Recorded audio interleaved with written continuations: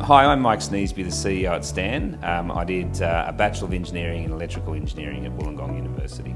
Stan came from, as I say, the initial driver to make sure that traditional TV, particularly from the Channel 9 side of things in Australia, wasn't left behind, and that we were part of the evolution and evolving that into a world where, as you probably know today, Stan is in what we call the SVOD space, subscription video on demand, as part of that streaming space. And so we took a view that subscription video on demand was going to be a huge driver of growth, and that the business model could work here for a local independent streamer. So the goal was to be part of it, and to build a strong leading local streaming service, which is what we've eventually become today.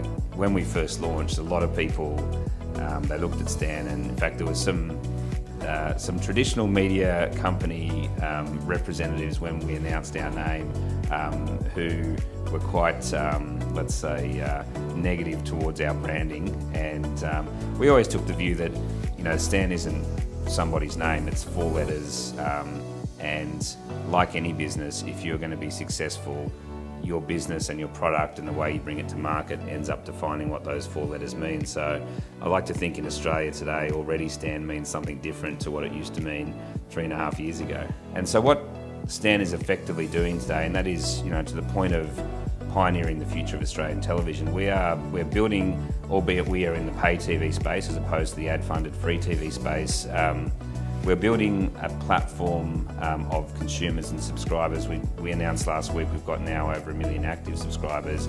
Beyond that 1 million active subscribers, we've got another 1.5 million inactive who come in and out of the service. So I think as we get bigger, the options get wider, and then big picture, as I say, we're here to pioneer the future of Australian television, and when we get to the right point, anything could be part of our, anything in the television domain could be part of our future business plan.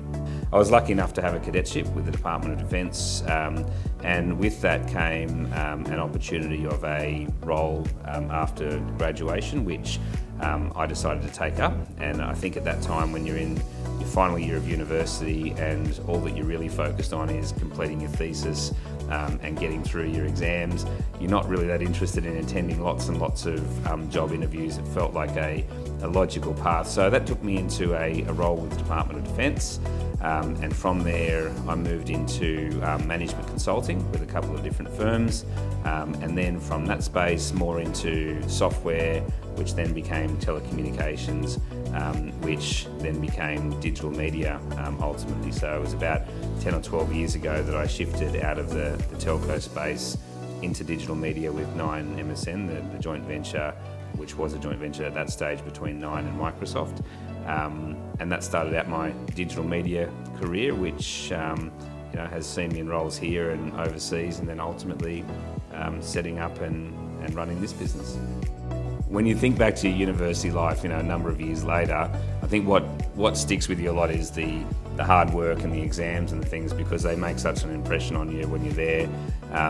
But in terms of the fond memories, I think they are absolutely countless. The friends that you make when you're at university, the excitement of the opportunities that are presented to you at that point in time, that freedom that you have when you're at university to be able to explore and take any direction.